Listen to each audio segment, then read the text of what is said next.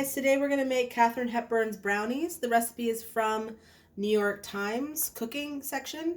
So you're going to start by preheating your oven to 325, and then in a small pot you're going to take 1 stick of butter or half a cup of butter and add half a cup of cocoa powder. We're going to put this over medium heat until the butter melts.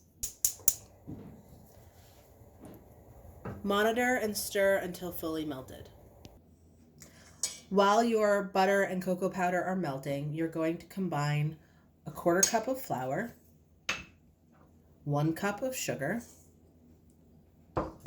1 cup of chopped nuts. We're using pecans today. You can leave the nuts out entirely if you don't like them. And then we're going to add a pinch of salt. You always want to add salt to a sweet recipe because it helps balance out the sweetness. It helps bring it forward a little bit. We're going to whisk those all together and set them aside while we wait for our butter and cocoa powder. In the meantime, you're going to crack 2 eggs into a little bowl, and you're going to add about a teaspoon of vanilla. I'm just going to eyeball it here. When it comes to flavorings and baking, you can be a little bit more loose in your measurements. Okay, so about a teaspoon. And then we're just going to wait for our butter and cocoa powder to melt. All right, it looks like our butter and our cocoa powder is fully melted. You can see it bubbling away here. So now we're going to go on to the next step that includes the eggs. Once you've let your chocolate and your cocoa powder and butter mixture cool a little bit, we're going to add our eggs and our vanilla. You want to make sure your chocolate and butter mixture is cooled down so that when you add your eggs, they don't cook and you don't end up with bits of scrambled eggs in your brownie. So we're going to whisk and add our eggs in.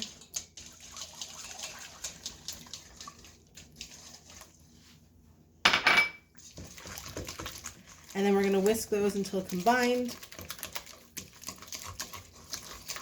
And then we're going to take that dry mixture that we had before with the flour, the sugar, the nuts, and the salt. And we're going to add that right in. Ooh, dusty. We're going to give it a quick mix till it's just combined. And I'm going to switch over to my spatula because once it starts to get thick with a whisk, as you can imagine, it starts to get a little stuck in there. So we're going to use a spatula to finish this off.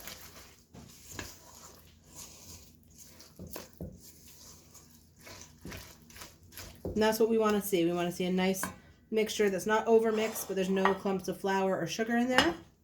We're going to pour it directly into a buttered or greased 8x8 baking dish. Make sure you get it all off the bottom. We want all that chocolatey goodness right in the pan.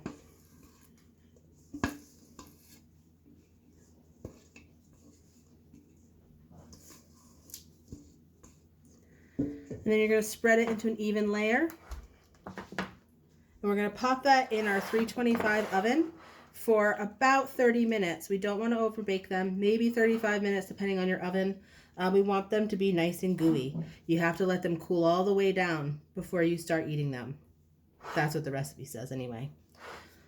All right, we're going to put these in the oven and we'll see you on the other side.